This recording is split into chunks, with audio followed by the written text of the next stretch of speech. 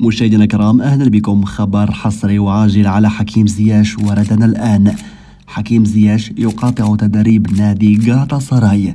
قبل المرور لتفاصيل الخبر، لا تنسى الاشتراك في القناة وتفعيل زر الجرس لتكون أول من يتوصل بكل جديد رياضي.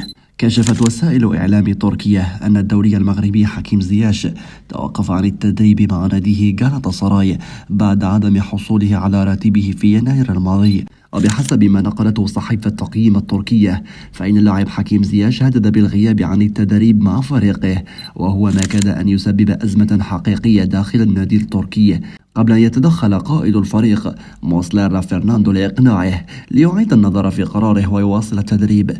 وفي حديثه مع زياش قال موسليرا: لا تقلق، سوف تحصل على أموالك، أنا هنا منذ 12 عاما ولم يحرم أي لاعب من راتبه على الإطلاق.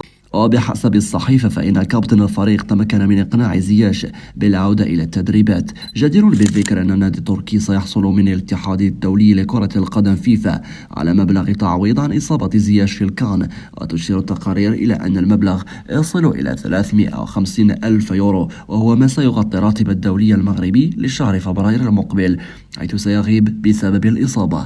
توجيه اتهام لإبراهيم دياز بسبب المنتخب المغربي. ما زال إبراهيم دياز لاعب ريال مدريد يثير الجدل بعد تصريحات مدرب منتخب إسبانيا لويس دي لافوينتي الذي اتهمه فيها بالابتزاز بسبب عدم حسمه اختياره بين اللاعب لمنتخب إسبانيا أو المغرب. ويرى العديد من الجماهير المغربية في دياز حلا لغياب النجاعة الهجومية في منتخب أسود الأطلس، بينما اتهم دي لافوينتي اللاعب البالغ من العمر 24 عاما بالابتزاز، مستشهدا بكثرة الحديث عن موهبة دياز بعد خروج منتخب المغرب من بطولة كأس أفريقيا. وقال دي لافوينتي في تصريح لإذاعة أوندا سيرو الإسبانية: حالة إبراهيم دياز غريبة نوعا ما، يمكنه اللعب لكل من إسبانيا والمغرب، لكن كل المؤشرات تشير إلى أنه يميل نحو اللعب مع منتخب إسبانيا لأن حلمه ارتداء قميص لاروخا.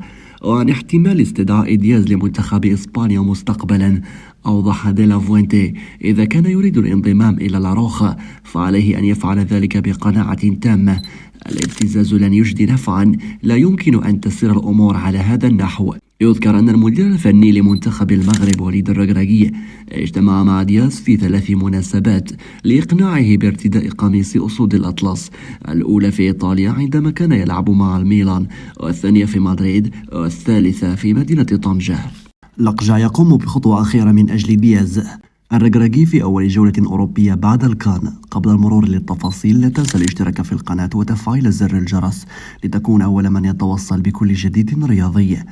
يستعد الناخب الوطني وليد الركراكي مدرب المنتخب المغربي الأول لكرة القدم لأول جولة أوروبية عقب الإقصاء من ثمن نهائي النسخة الأخيرة لكأس أفريقيا بالهزيمة أمام جنوب إفريقيا ب2 دون مقابل. وسيقوم الركراكي بجولة أوروبية في الأيام القليلة المقبلة، بداية بالديار الإسبانية، في محاولة قد تكون الأخيرة لإقناع إبراهيم دياز نجم ريال مدريد بتمثيل الألوان الوطنية على حساب لاروخا. وأوضحت عدة مصادر أن الركراكي سيلتقي كذلك مجموعة من اللاعبين، سواء الذين يوجدون مع المنتخب الوطني في الفترة الحالية أو أسماء جديدة لم يسبق لها اللعب مع المنتخب الأول، في أفق استدعائها في الفترة القادمة بعد تراجع مستوى مجموعة من الأسماء. وأشارت ذات المصادر إلى أن الركراكي يراهن على الاجتماع ببعض الأسماء الواعدة في الملاعب الأوروبية من قيمة يوسف الخديم لاعب ريال مدريد لأقل من 19 سنة، خاصة وأن مركز الظهير الأيسر يحتاج إلى تعزيزات جديدة في المرحلة المقبلة. كما ينتظر أن يلتقي الركراكي بأسرة الواعد آدم أزنو لاعب شباب بايرن ميونخ الذي تدرب مع الفريق الأول وكان حاضرا في بعض المباريات بعدما حظي بثقة توماس توخيل مدرب الفريق البافاري، والذي يشغل بدوره مركز الظهير الأيسر، وذلك لبعث الإطمئنان بالنسبة لأسرته في أفق الاعتماد عليه مستقبلا.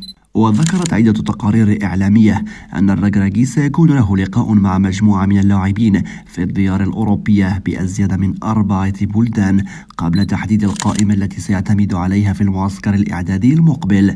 يشار إلى أن الجامعة الملكية المغربية لكرة القدم كانت قد أعلنت عن تجديد الثقة في الناخب الوطني وليد الركراكي لإعداد منتخب تنافسي للمستقبل عقب الإقصاء المر من كان الكوت ديفوار.